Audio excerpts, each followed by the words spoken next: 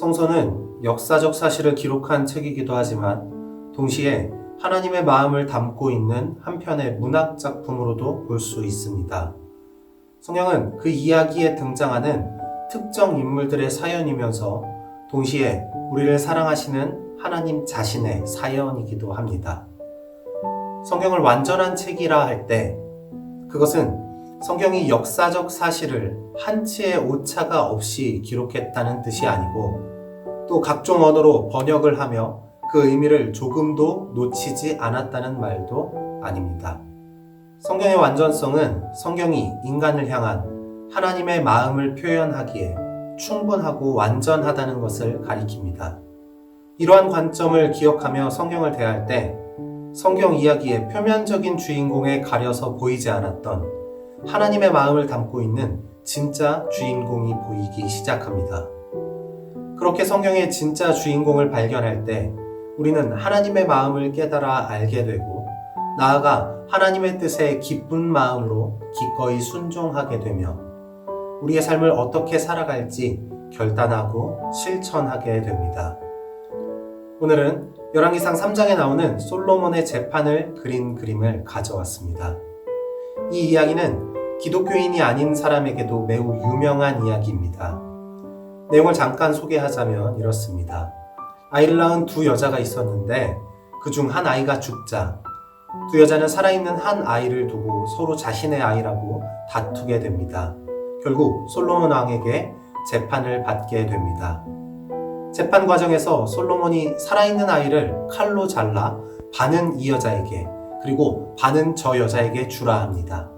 그러자 한 여자는 산 아이를 저쪽에 주시고 아무쪼록 죽이지 마옵소서라고 말하고 다른 여자는 아이를 그냥 나누게 하라 라고 이야기합니다. 이에 솔로몬이 판결합니다. 죽이지 말라고 한 이가 살아있는 아이의 진짜 어머니이니라. 이제 이 솔로몬 재판을 그린 그림 3점을 함께 감상해 볼 텐데요. 등장하는 사람 중에서 하나님의 마음을 담고 있는 사람이 누구인지 찾아보며 그림을 감상해 보시면 좀 더 깊은 묵상으로 나아갈 수 있을 것입니다. 첫 번째 그림은 벨기에 hen트 미술관이 소장하고 있는 가스파르드 크레이에의 솔로몬의 재판입니다. 함께 감상하시죠.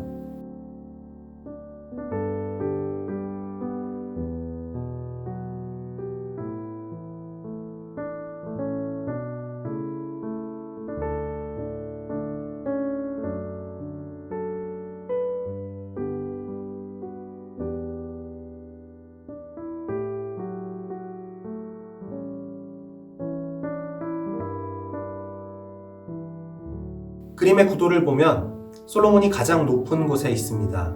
그리고 오른쪽 아래에 재판을 받는 사람들이 모여 있습니다. 솔로몬은 손에 막대기를 들고 재판을 진행합니다. 이 막대기는 왕의 통치를 상징하는 것이 아니라 옳고 그름을 판별하는 재판장의 상징입니다.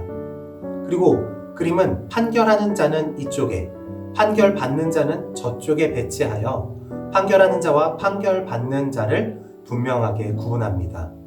작가는 이러한 방식으로 솔로몬의 재판장으로서의 강력한 권위를 강조하며 의로운 재판장 되시는 하나님의 결정에 전적으로 순종하며 나아가야 한다고 우리에게 말하고 있습니다. 다음으로 볼 그림은 파리 루브르 박물관이 소장하고 있는 니콜라스 푸생의 솔로몬의 심판입니다. 그림을 감상하겠습니다.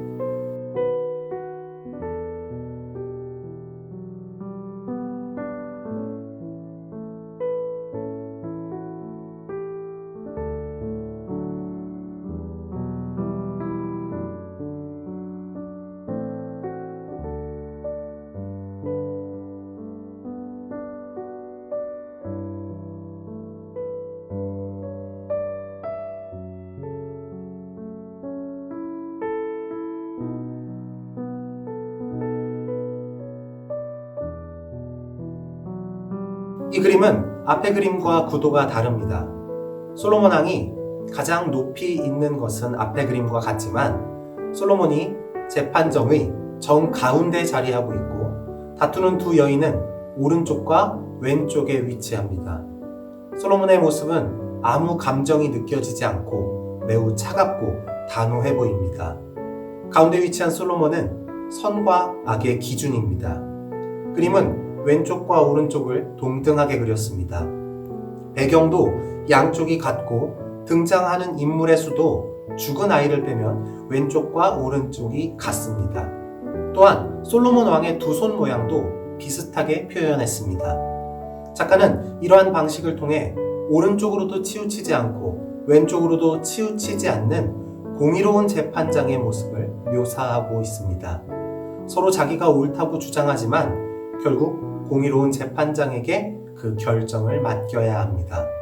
삶의 순간순간 내 생각과 판단이 아니라 하나님의 기준으로 선택하고 하나님의 뜻에 따라 결정하는 것이 옳습니다. 마지막으로 함께 볼 그림은 바티칸 교황관저에 서명의 방의 천장 벽화로 그려진 라파엘로의 솔로몬의 재판입니다. 그림을 감상하겠습니다.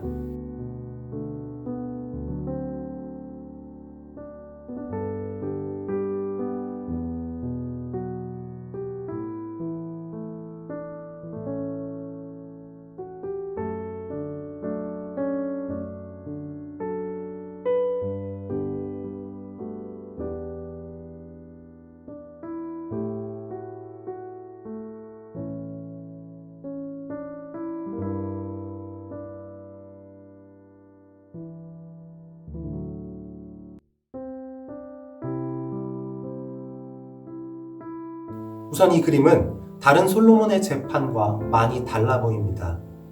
먼저 솔로몬이 등장하는 다른 인물들보다 높이 그려져 있지 않다는 것입니다. 또 솔로몬이 옆모습으로 그려져 있습니다. 어떻게 보면 그림의 솔로몬이 늙고 힘없는 노인처럼 보이기도 합니다. 아이를 들고 있는 처형이는 당장이라도 아이를 반으로 자를 수 있을 것 같이 힘있어 보이지만 완전한 뒷모습입니다. 오른쪽에 보이는 가짜 엄마도 뒤쪽을 보고 있는 옆모습인데다가 표정을 알 수 없이 그려져 있습니다. 이 그림에서 가장 역동적이고 힘있어 보이며 그 생각과 마음을 읽을 수 있는 사람은 가운데 그려진 아이의 진짜 엄마입니다. 누가 봐도 이 그림의 주인공은 흰옷을 입고 이 재판에 가장 많은 영향력을 행사할 것으로 느껴지는 한 엄마의 모습입니다. 작가는 그림의 주인공으로 아이를 향한 애절한 마음을 품은 엄마, 아이를 살리기 위해 뭐든지 할 수 있는 엄마의 힘, 그리고 이 재판장에서 가장 순결하고 정직한 한 사람을 그려놓았습니다. 모두가 솔로몬을 통해 하나님을 보았지만 이 그림의 작가 라파엘로는 진짜 엄마를 통해 하나님의 마음을 발견했던 것 같습니다. 세상은 우리의 엄마가 아니면서 진짜 엄마 노릇을 하려고 합니다. 그리고 인간은 마치 자신이 지혜로운 재판장이라도 된 것처럼 우리를 반으로 갈라 반쪽은 진짜 엄마인 하나님의 자녀로 살게 하고 다른 반쪽은 가짜 엄마인 세상의 자녀로 살도록 지시합니다. 세상은 그렇게 해도 된다고 말합니다. 참 지혜로운 방법이라고 박수를 보내죠. 그러나 가짜 엄마는 자기 아이를 죽게 만든 나쁜 엄마입니다. 진짜 엄마는 아이가 반으로 갈라지는 것을 두고 볼 수 없습니다. 그래서 세상과 하나님 사이에서 반씩 나뉘어 사는 우리를 보며 계속 눈물을 흘리고 계십니다. 하나님의 요청은 진짜 엄마가 누구인지 깨닫고 우리 인생을 반만이 아니라 전부 하나님께 드리고 오직 하나님의 자녀로 살아가라는 것입니다.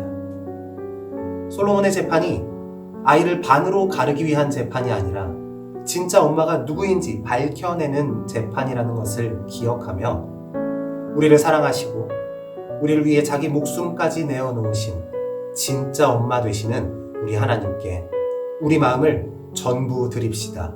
예수께서 하나님과 세상 사이에서 갈등하는 우리에게 이렇게 말씀하셨습니다. 한 사람이 두 주인을 섬기지 못할 것이니 혹 이를 미워하고 저를 사랑하거나 혹 이를 중히 여기고 저를 경히 여김이라.